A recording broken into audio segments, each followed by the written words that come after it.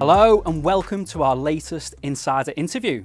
Today in the studio I have with me Stephen Yu, who is the fund manager of the Blue Whale Growth Fund. Stephen, thank you for joining me today. As we near the start of 2023, there's no shortage of headwinds and there's a potential global recession on the cards. So what reasons for optimism are there for investors in 2023? I think that there's many different scenarios that we can work on, and I would probably want to start with the bearish scenario. So we are in a bear market now, as we all agree with. But then the way the bear market works is there's still like a few different ways of how the bear market operates. So I lay out three scenarios being a bear market. The first scenario being the market is going to go down dramatically from here in the next couple of months, like in a very speedy manner. I think that's a good scenario because if you can survive that in the next few months, if your company that you invested into are quite high quality, they're net cash on the balance sheet and they are market leader, they can survive that, then we probably would have a long period of time of a bull market after that happened, which is what we have experienced during the global financial crisis. The market was down about 50% after Lehman went bust, but we had a good 10 years of good return for investors. And then the second scenario is equally positive, that the market just don't recover from here. It stays down, which is about probably 20 to 25% down this year, depending on which market you look at. But then next year, the return will be flat, and then the next year, return will be flat again. So the market doesn't recover. But if you can generate some alpha or outperformance, which is what we're trying to achieve, then you might still be able to get some positive return on the back of that. So the market just don't recover yet, it stay down there. I think the last scenario of a bear market is the most bearish, is the market just continue to go down a little bit every year. So next year is down about 5%, the year after down another 5%. And if the market just continue to go down a little bit every year, then no one's going to put any money in. So I think that is the worst case scenario.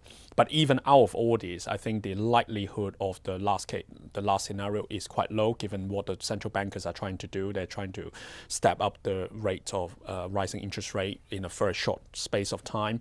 So that's why the market has been quite volatile and down quite a lot. Then if you look at the positive on the back of this, so we just talk about bear market, is if you follow the recent inflation data in Europe, in the US, that have come down a little bit. If you look at many of the commodity prices, a lot of those are now below the level when we had the Ukraine crisis this year. So even oil price is now flat on a year-on-year basis, and a lot of commodities are a lot lower compared to before. So, and at the same time, I think we started to see some cracks in the housing market. Okay, it's not positive for people who have a mortgage, but at the same time, it just slowed down the creation of new wealth in the market, which is a headwind for inflation. So we will have less inflation on the back of this. And then last but not least, I think next year, in the next 6 months or so, that we should expect the interest rate cycle to have peaked. So at the moment in the US, it's probably about 5%. I think in the UK might be 3 to 4%. And once the level of interest rate has settled down at a level, then I think if your company can continue to deliver the growth drivers that they have been they have in the pipeline, if they don't need to refinance their balance sheet with a high level of interest rate, which means if they are net cash, then they would actually do quite well. So we are actually quite optimistic about 2023 and onwards. Of course, in the shorter term, the market could continue to be volatile. So at the moment, you need to be cautious, but at the same time, I think there's some green shoots. And given the point you just made about in the short term, the market might continue to be volatile, is that being reflected by the fact the fund has around 7% in cash? You're keeping some powder dry in case that happens? So we have actually been reducing our cash since we published our fact sheet a few weeks ago, and now we're just running short of 5% cash.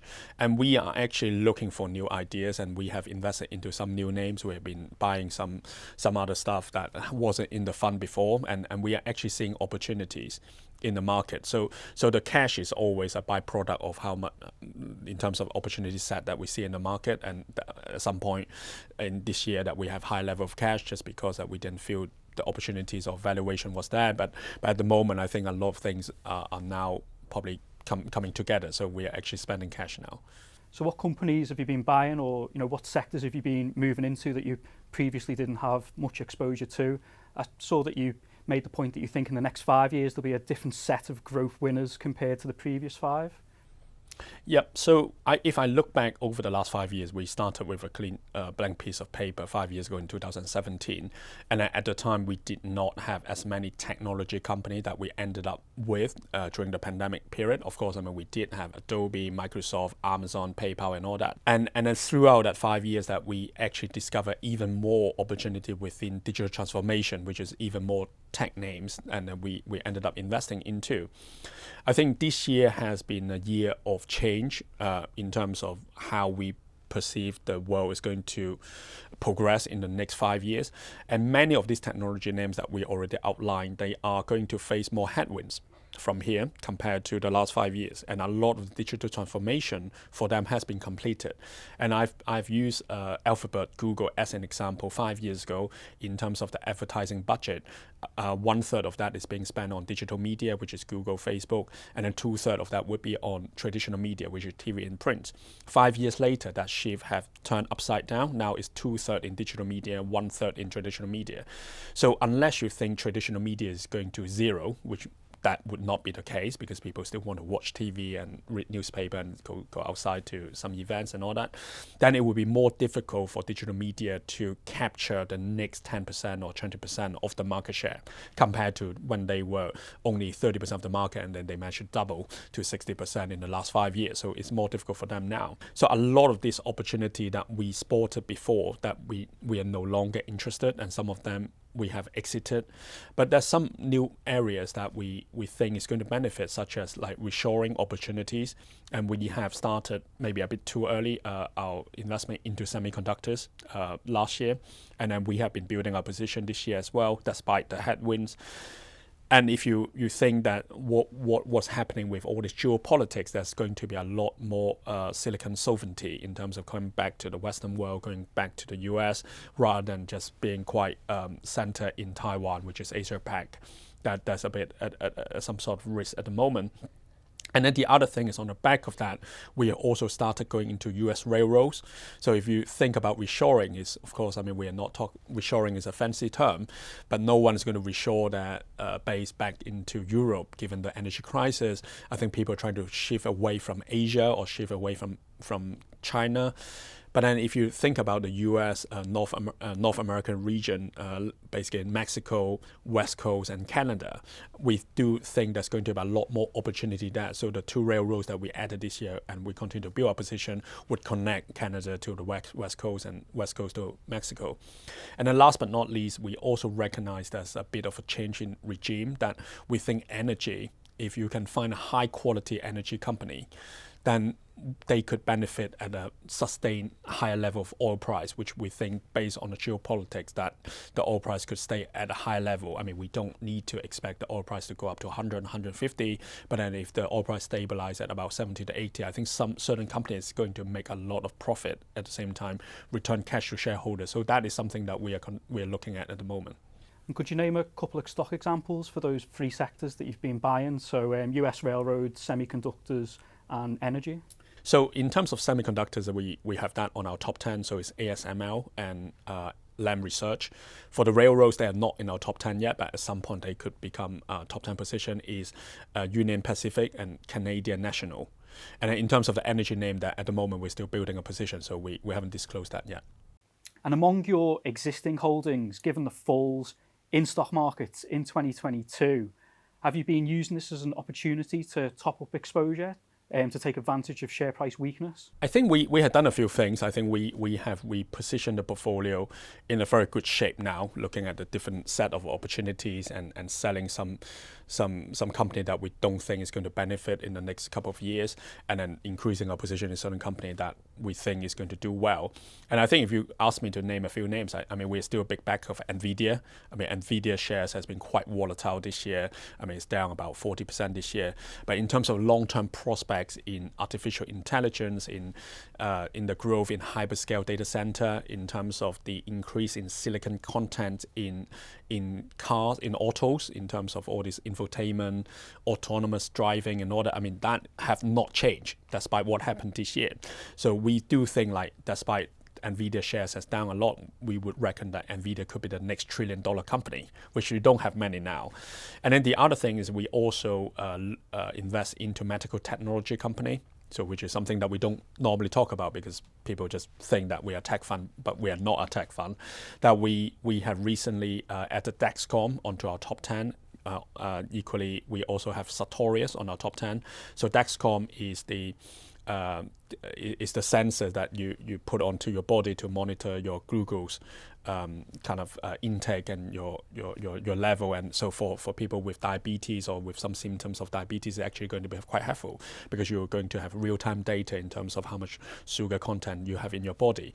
At the same time, Sartorius is a very high quality business listed in Europe, and they basically sell equipment into biologics. So if you think about how we managed to got our vaccine so quickly for the COVID is because of biologics development, and we do recognize that biologics is going to be a bigger part of the drugs development in the next many years, and Sartorius would be the market leader in that area. So we are very, very optimistic about those companies. The way you invest has drawn comparisons with Teddy Smith. Would you say that's a fair comparison, and what would you highlight as being the main differences? I would say that we share the same investment philosophy, which is to invest into high quality businesses at an attractive price. We also run equally a high conviction portfolio between 25 to 35 stocks. I think what has been quite interesting in the last 5 years, or especially recently, is if you look at the implementation of this investment philosophy are very different. So if you can just go onto our fact sheet and looking at our top 10 versus Terry's top 10, that we probably overlap 1 to 2 holdings maximum. And if you go through the entire portfolio, that we probably overlap maybe 5 to 7 holdings out of 25. So it's just the way that we interpret how we go about certain characteristics of a high quality company, like competitive positioning, recurring revenue stream. We ended up spotting a lot more of this opportunity in the software names, which I think Terry would have a bit less. And the other thing which is a bit interesting over the last 12 months is I noted that Fundsmith have been going into technology names while we have been reducing or exiting. So I think the time is still early, that yet to be seen who's right on that front in the next few years. And finally, a question that we ask all fund managers that we interview: do you personally invest in the Blue Whale Growth Fund? So I only invest into one single fund, which is the Blue Whale Growth Fund. So all my investable assets outside property is in this fund in itself. So I don't invest in any other funds. And I think the other thing which is maybe is relevant to some of our audience is we recently, just because the valuation of our portfolio has become a lot more attractive, and we think in the next coming years that the prospect for a high level return would be more intact compared to, let's say, late last year, that the company Blue Whale Capital have started investing into the fund. So we started this journey putting in about 120k into the Blue Whale Growth Fund. But the way that we've done it is we have employed a pound cost averaging exercise. So every month we put in 10k at the beginning of the month. And then since August, when we started this exercise, that we have now put in about 40k. And then of course, next week we will be putting another 10k.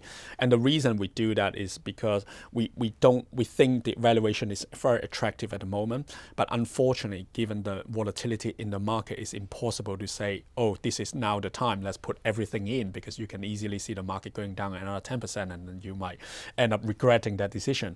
But I think through a journey of pound cost averaging strategy, that you might be able to get a very good price in the next 6 to 12 months. So that is something that we believe in. So Peter and I, we are basically doing this through the company. Stephen, thank you for coming in. That's all we have time for today. You can check out the rest of our insider interviews on our YouTube channel, where you can like and subscribe. Hopefully, see you next time.